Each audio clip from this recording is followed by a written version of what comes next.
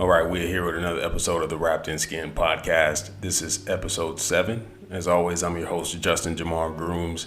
I appreciate you tuning in and listening wherever you're listening to this. Hopefully you've had a good holiday. You had a good Thanksgiving. Didn't eat too much, but was in good cheer around some family and all that good stuff. So hopefully it's been a good November for you and moving into December towards the end of the year.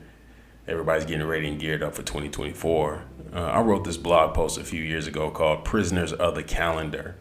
And I was just at this place where I felt like people sometimes put too much stock into the new year, like this whole new year, new me, so much so that they think that just because the calendar changes, that they're automatically going to change. And what most of you know is that if you haven't made a decision to change prior to the beginning of the new year, and you just think that suddenly because the new year happens that you're going to make those changes, that's why most New Year's resolutions don't last, because it's about the calendar and not about the individual. But that is not what this episode's about, so I won't go off on a tangent on that, but that's just how I feel about it. I also feel the same way about days of the week. Like, we give days of the week, we give the calendar way too much power. We feel bad on Monday. We get the Sunday scaries because we're concerned about Monday. Here's an interesting fact that you may not have known. I believe that the majority of heart attacks in America happen between 9 a.m. and 12 p.m. on Monday morning, primarily because people have all this anxiety about the week ahead, about their job. And part of that is because they don't love what they do. I mean, they're doing it because they have to. So it becomes a burden for them. And when you're doing things because you have to do it, not because you want to do it or because you're uniquely designed to do it, you can fall into this trap of being upset on Monday, being frustrated on Tuesday, having anxiety on Wednesday, feeling a little bit better on Thursday because the weekend's approaching, and then Friday, you're TGIF waiting for the clock to hit 5 so you can start to really enjoy yourself. And so we relegate these 2 to 3 days for ourselves, and we dedicate the rest of the week to something that we despise doing. It actually is causing us to have anxiety and be stressed out. And look, I understand that's part of what happens when you live in a capitalistic society. But what I want to help people do is to identify what they were created to do, because I believe that if you are doing that thing that you were uniquely designed and created and put here to do, then not only will you be happier and more fulfilled, but you will make exponentially more money from it. There's a program that I run through the Boys and Girls Club called Passionate Work. And essentially what that is trying to help young people identify early in life those gifts and those talents that they have that are unique to them, and then help them first cultivate those gifts. When you identify that you need to cultivate those gifts, and then funnel those gifts into viable career options, with the ultimate goal to be doing something that not only are you designed uniquely to do, but that you will again make exponentially more money doing, because you're the one who was designed and created to do that. So that's the work I'm really passionate about. I'm really passionate about helping not only youth but adults who have not yet started to walk on their purpose path, find out what that is, and then find out how they can begin the process of living fully in that purpose. I'm not talking about part-time living in it. I'm not talking about doing it as a hobby. I'm talking about you become consumed with this thing that God has called and created you to do. So that's what I want to talk about today. I want to talk about purpose. Most of you know that that's a big thing for me. That's a big topic for me. I'm always talking about purpose and how to get there. How do we identify it? Why is it important? And what does it look like to live a purpose-filled and purpose-led life, and in every aspect of it. When we're talking about relationships, I was talking about relationships on episode 3, and how sometimes you don't take the time to identify a partner that fits into your purpose path. And so you align yourself with someone who is not equally yoked, and I'm not talking about equally yoked in the religious standpoint where you have to be the same religion, although, it's probably important.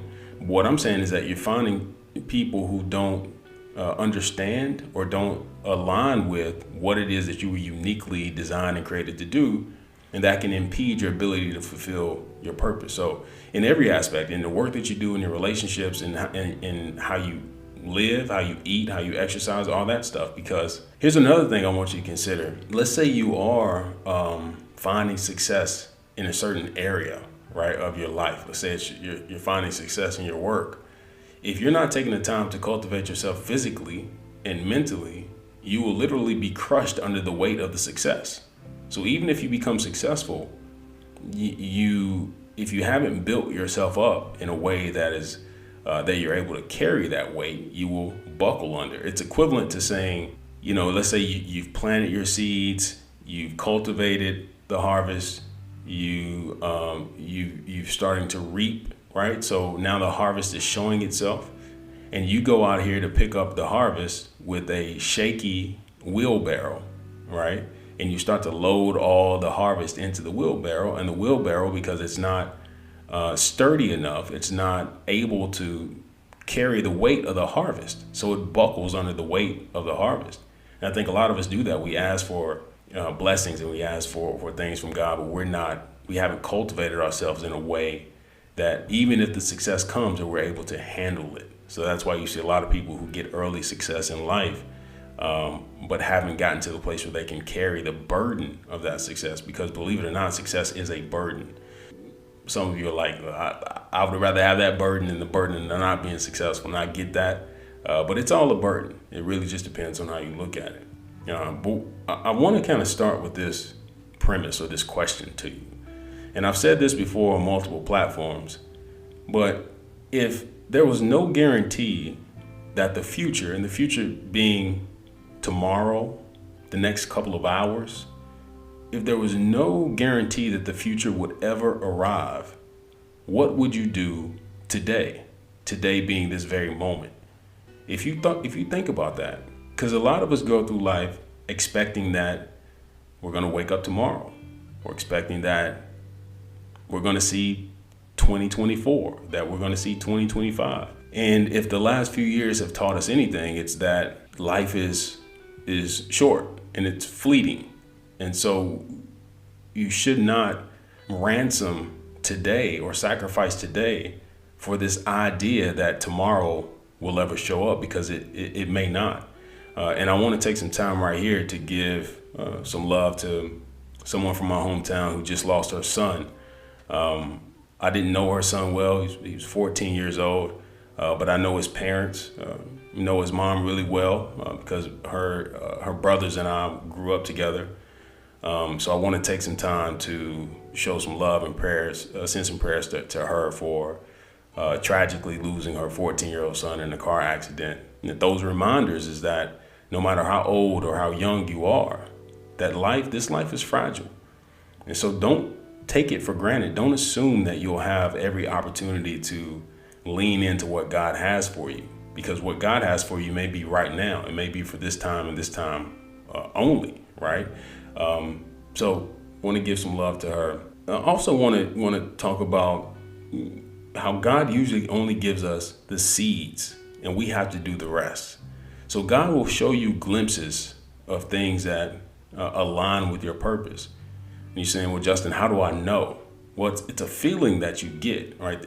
When we've all done things that we feel are, man, that just feels right. Or I feel called to do that. It comes naturally to me. There's certain things that come naturally to you. And oftentimes we discount that because we think, well, it comes so natural to me that I can't be doing this right?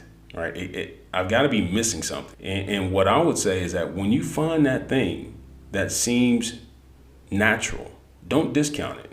Actually lean into it, because in that, there is something in that activity that is connected to your ultimate purpose. It may be that activity itself, or it may be aspects of that activity. And so the goal in your job is to then reverse engineer that activity and try to figure out what aspects of this could be part and parcel to my gift. So it's never if you think about it this way, it's never the fault of the seed that fruit doesn't come from it or that it doesn't bear fruit.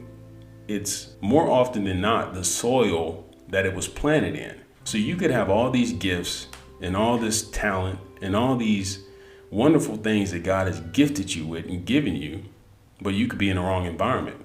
You could not be watering them properly.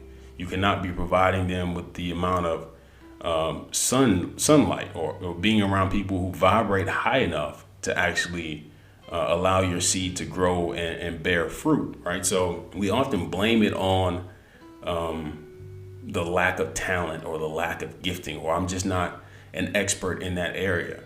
And we get frustrated because there's certain areas that we want to be called to. And when we don't have the inherent gifting for it, we get frustrated. Instead of saying, you know what, I like this area, doesn't mean I'm not going to pursue it. But what I really want to do is find out where I'm called, what God has for me. You can develop skills in any area, right? I can teach someone to be a doctor, not me personally, but they can go to school, they can become a doctor. But if they're not naturally inclined or gifted with some of those skills, those soft skills it takes to be a doctor, one being natural compassion, patience, an ability to communicate adequately, to have empathy, to have understanding, bedside manners. If they don't have all those things, then they are only going to ever be average at best at being a doctor. They'll never be a great doctor because they're not naturally gifted and inclined to do that. And that's in every area of our life. You can do a multitude of things, but should you do everything then becomes the question. And a lot of the stuff that we do is because we want validation. So we want to be known. We want to be well known amongst our peers. We want to be influencers. Now with social media, everyone wants to be a social media influencer, and I get it. The allure, the attractiveness of being that is extremely palpable. Like you want people to know you when you walk down the street. You want people to recognize you, all that stuff. I get it. And it's addictive. And it's like a hit of dopamine every time we get a like or a comment or someone shares our post.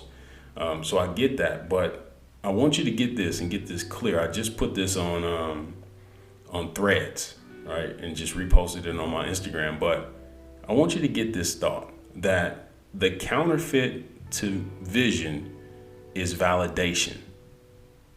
So we will replace our vision or what God has for us with the opportunity to become validated by our peers who don't know our purpose and oftentimes don't know us personally. We're seeking validation from strangers, and we're replacing our vision with the need to be validated. And then what that breeds is anxiety and insecurity.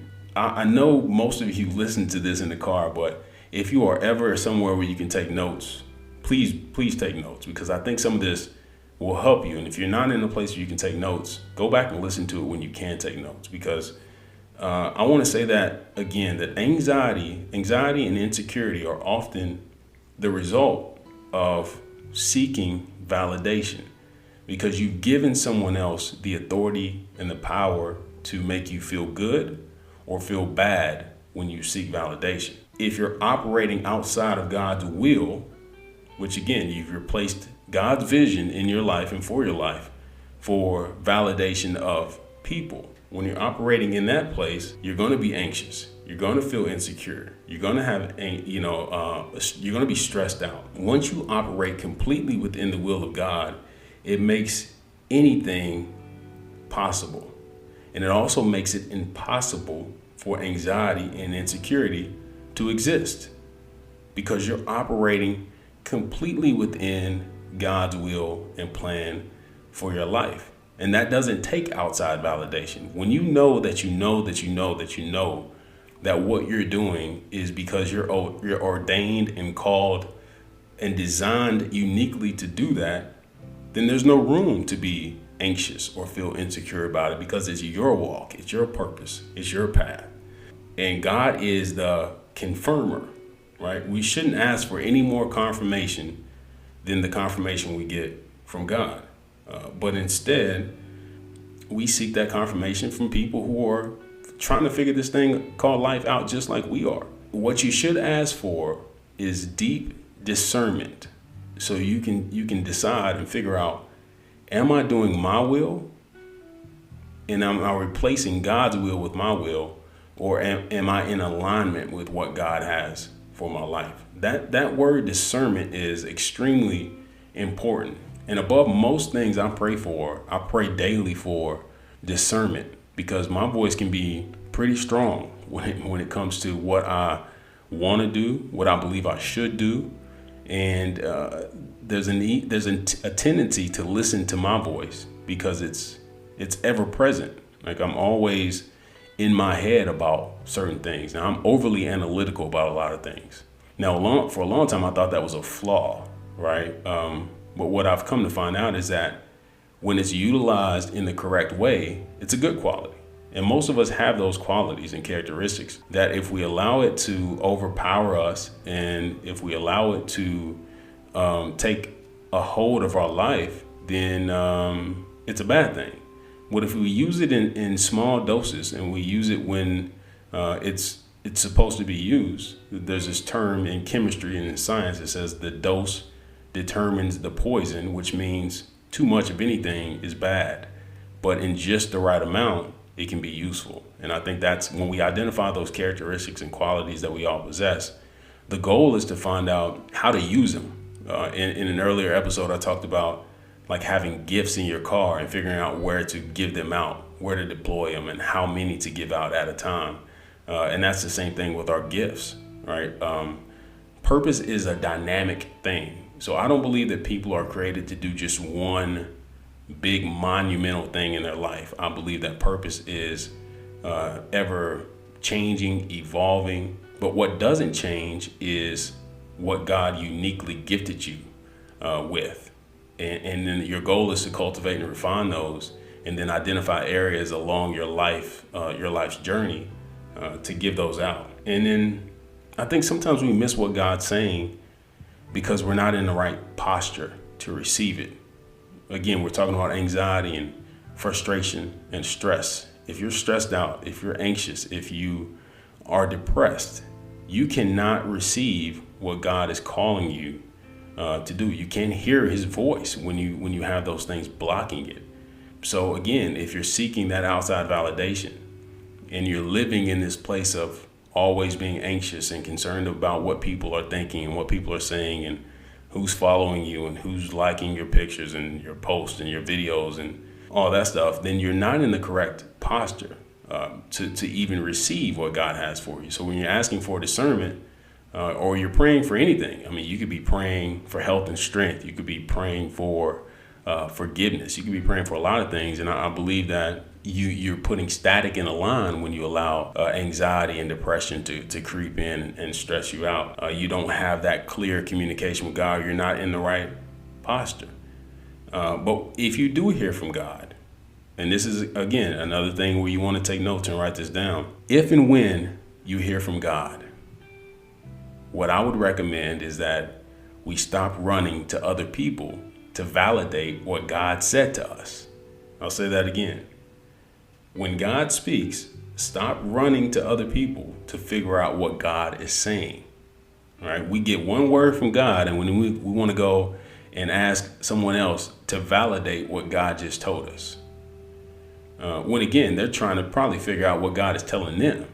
Now, I'm not saying people can't help you discern dreams and visions, but you have to be very careful. And I think a lot of times we get a word, we get a vision, we get a move from God, and instead of continuing to sit in that place and press in and get more clarity on it, we take that one move, or we take that voice that we heard and we go immediately and ask for validation from someone else. Can you confirm that this is what God is telling me? And I believe what God is saying is continue to sit with me. Don't get up when you hear one word. Like, continue to sit with me. Continue to ask for more revelation, a deeper discernment, a clearer understanding of what it is that I'm asking you to do.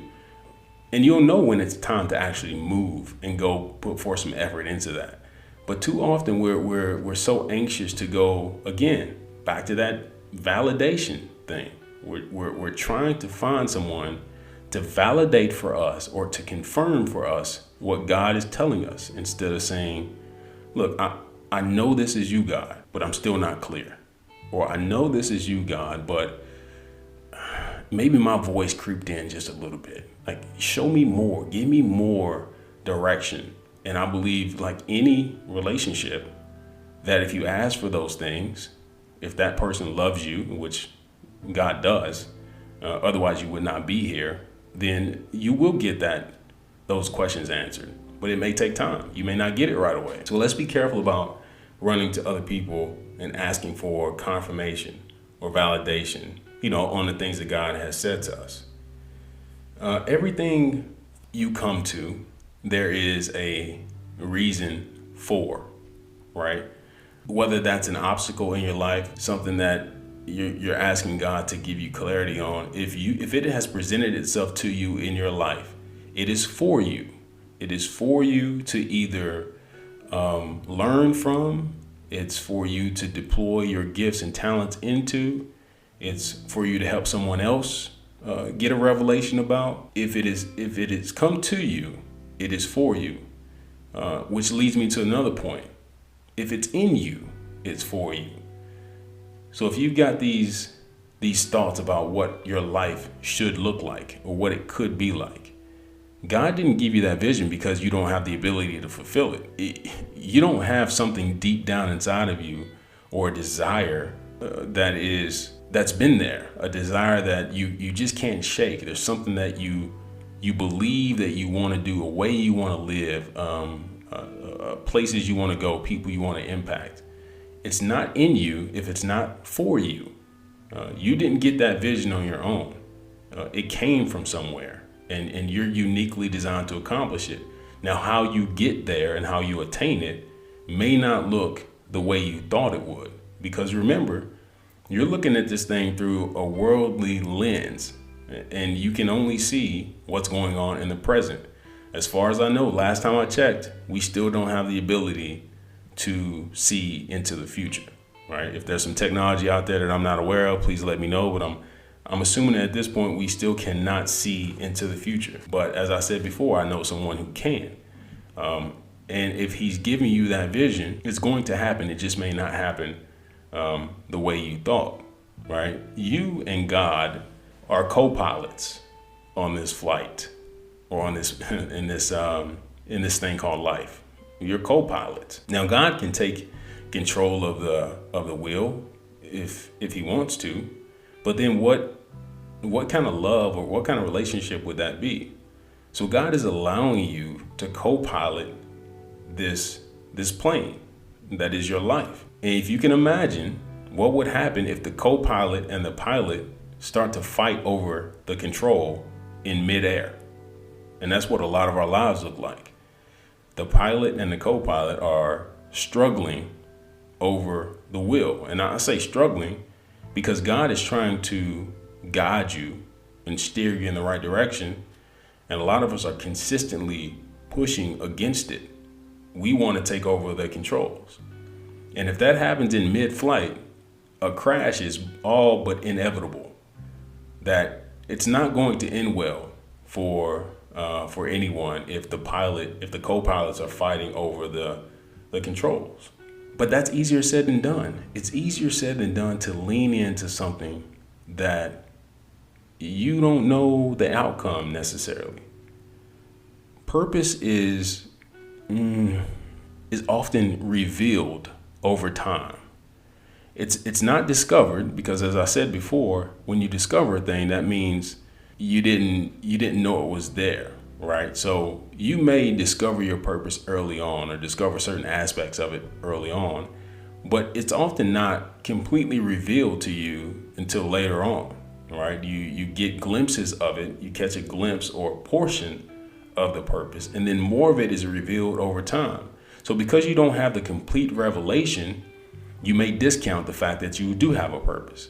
Or because you don't have the complete revelation, you'll often try to manipulate certain circumstances, or you'll try to take over control because you're thinking, oh, I know what this is. Oh, God, yeah, you gave me that. I know what this is. I know what to do with this. Instead of saying, I need you to guide me every step of the way because I don't know if I can do this under my own power and control. I need you every step of the way. So if you get a portion of the purpose revealed to you, that should trigger you to press deeper into God, not to then go run and do it on your own, but to then press in deeper because you got a glimpse of it. I got a glimpse of what it is that I'm supposed to be doing. And I know if I just get closer to God, that I'm going to get the rest of it. And it's going to be continuously revealed to me because I believe that sometimes we outrun our instruction. I don't know how many of you ran track in high school or college, but if you ran track, particularly if you want a relay team, you know that no matter how fast the relay team was as individuals, it all came down to the exchange, right? And so if you were waiting on the baton and you took off too early, then you're going to mess up the exchange because you have to wait until the person who's got the baton gets close enough to you that they can hand you the baton. And I think oftentimes that's what we do with God in our instruction. We get a portion of the revelation and then we run with it. And God's saying, hey, there's more. Wait a minute. Chill out, relax. There's more. And so we get a piece of the baton and that's it. But what we need to do is be patient and not outrun our instruction. The instruction is going to come. Now, I'm not telling you to be stagnant. What I'm telling you is to press into God so you're clear on when he's telling you to move and when he's telling you to be still because there's more to be revealed. Again, sometimes he's telling you to move. Other times he's telling you to be still because there's more to be revealed. And this is the reason that Jesus taught in parables. His disciples asked him one time, why do you hide the truth from people? And what they meant was, it was basically asking him why he taught in a parabolic way, why he taught in parables. And what he told them essentially was, when the person is ready, or when the student is ready, the meaning will be revealed. So some people can't handle the entire revelation all at once. They need it given to them in pieces and part and parcel and portioned out. And oftentimes that's what God does. He gives us things in portions. He doesn't reveal everything to us completely the first time or right away.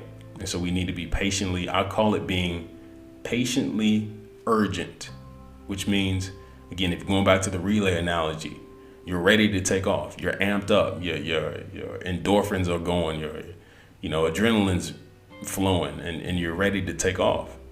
And so you're urgent, but you still have to be patient. So you make sure you don't mess up the exchange. And if we can approach our purpose like that, if we can approach God like that in our relationship with God, where we are urgent to do what God has designed and called us to do, but we're patient enough to allow him to reveal it to us in the way that it needs to be revealed to us, in the time it needs to be revealed to us. If we can do that, then we can start to walk in a way that is fulfilling to our purpose and our path. All right. We put a lot in this episode, but purpose, again, is my thing. And I've only scratched the surface as it pertains to purpose. What I really want to talk about, and I want to do this with a group of people at some point, really just have a roundtable discussion. And particularly I want to do it with people who both have found their purpose in life and some those who have not, and to kind of figure out real tangible, actionable steps that you can take to identify your purpose and walk down it with confidence. I really appreciate you all for listening to this episode. I hope you had some things in here that you can find helpful. And again, if you are listening to this in your car or while you're working out or wherever you listen to this, get to a place at some point where you can take notes. So go back and listen to this and try to take some notes. because I think there's a lot of things that were in this last 30 minutes or so that will be helpful to you as you try to identify what it is that God is calling you to do. And remember this thing that I'm really wanting to focus on is the validation aspect.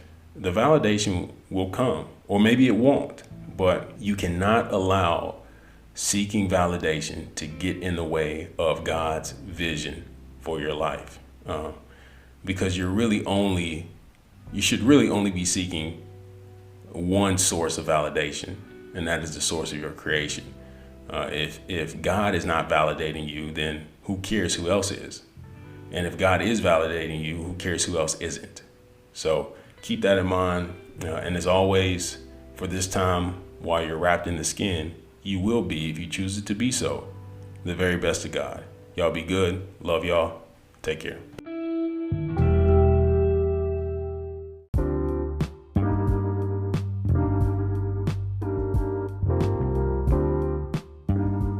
That's a wrap for this episode, pun intended.